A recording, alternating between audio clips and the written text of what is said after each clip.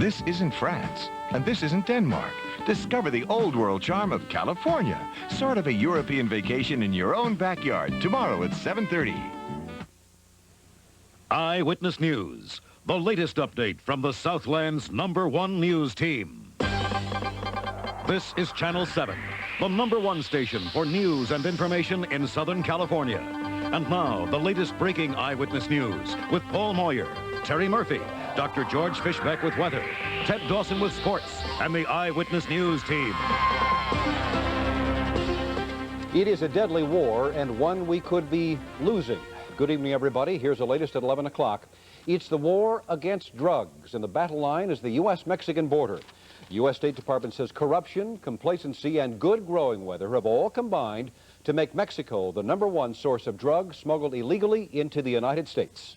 Mexico may now be the largest single foreign supplier of heroin and marijuana, and increasing amounts of cocaine are transiting Mexico into the U.S. Last month, authorities in Tijuana burned 22 tons of pot to dramatize their efforts, but officials in the United States say a lot more needs to be done. Mexico is being used as a source, as a transit country by people in other countries to smuggle narcotics through, particularly Colombian coke. Officials say making the problem worse is a new type of drug. They call it black tar heroin. They say it's cheaper, stronger, deadlier. It is now hitting the streets in the United States. Terry? Paul, a very dramatic story here. A robbery attempt at a South Central Los Angeles convenience store has been foiled with deadly force. The incident took place late last night at the AM/PM mini market at the corner of Century and Figueroa. The suspects, who were armed with a sawed-off shotgun, can be seen on the lower screen of this security videotape as they enter the store to buy a beer. But it was merely a ploy to get the clerk to open his register. Seconds later, with only an innocent bystander on camera, the robbers demanded the money. Leave that open. Leave that open. Leave it open. Open the cash. Okay. Open the cash. Open it. Open the cash. Open it. Open the cash. Okay. Oh, now. At that point, a second clerk sneaked up on the suspects, pulled out a .38 caliber handgun, and opened fire. Sit down. Stoop down. Okay. Stoop down. All right. I'm down, man. I'm down. I'm down. I'm down. Stay! God damn it, stay! The suspect died at the scene, the other a short time later at the hospital. Police say both men had extensive criminal records. Ironically, this was the second robbery attempt at the market in as many days. However, this time, the robbers paid with their lives. Paul. A July 25th sentencing date has been set for the man authorities call the security building rapist. Last month, Ronald Melvin Jr. pleaded guilty to 29 felony counts, including 17 victims in the Mid-Wilshire district. He now faces 65 years in prison as a result of a plea bargain. Earlier tonight, Channel 7 broadcast a movie called Convicted, the story of a man's fight for freedom after he went to prison for a rape he didn't commit. Laura Diaz joins us now with a report on the Southland man who lived this nightmare in real life. Laura? Paul, 26-year-old David Navarro was a free man tonight, but not before he spent 3.5 years in prison for a rape he did not commit. The nightmare began on a lonely stretch of Huntington State Beach in the summer of 1981. 8 gang members from Santa Fe Springs came here to party. However, one of those men, David Navarro, passed out from booze and marijuana, unaware of the brutal attack that would follow.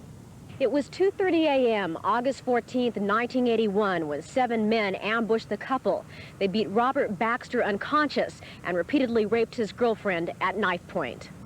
And the state rangers found a man apparently passed out approximately 50 yards from the scene of the rape, about 20 to 30 minutes after the rape. That man was David Navarro. The victims identified Navarro as one of the group of men. Navarro went on trial, and even though he knew his friends had committed the rape and assault, he kept quiet. Due to some kind of undaunted loyalty to fellow gang members, he chose to bite the bullet himself, to take the rap. Navarro was convicted and spent 3.5 years in prison before he was freed on legal appeal.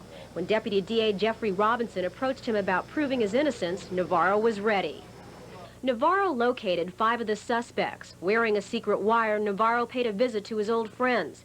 According to the deputy DA, these tapes contain incriminating statements by those men, as well as statements that cleared Navarro. The 5 were arrested and pled guilty to 1 count of rape and 1 count of oral copulation. Each faces a sentence of 18 years. Those men will be sentenced May 28th. Navarro is living in secrecy because he fears acts of retaliation. Paul. All right, Laura, thank you. State health officials say tonight that small amounts of fallout have been detected at low altitudes over California, fallout presumably from the Soviet nuclear accident.